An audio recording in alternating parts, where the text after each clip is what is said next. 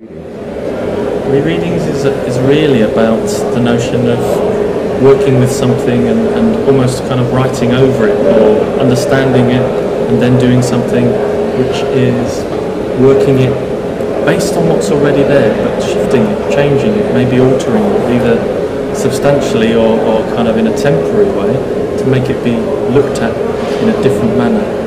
Rather than focusing on the function, it's focused on the process of changing a space or changing a building or changing a place, whether that's by architects, interior designers or artists.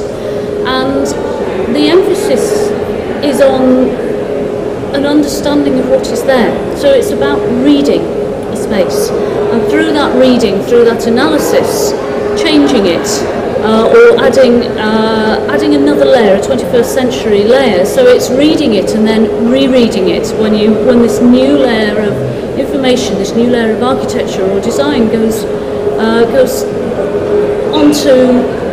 into, within, without, around the building. A lot of our work and our writing and our ideas are regarding a kind of filtering system of retaining some things, letting other things go. And I think memory with buildings is incredibly important, and it can exist in a variety of ways. The idea of a building being built for a very specific function, which it might retain some aspects of that function, the way that it's been organised is based around that function. Then as a designer, how do you treat the kind of memory of that?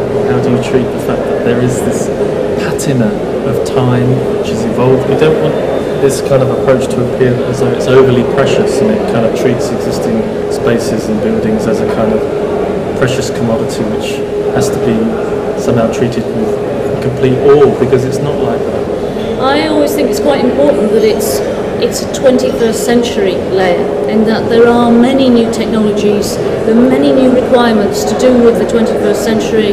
There's been great advances in the way we construct buildings, the way buildings are insulated, the way we use buildings, and it's quite important that we use those, that we openly acknowledge we're in the 21st century, although we might be occupying a building that was built in the 19th century or the 18th century or even just 35 years ago.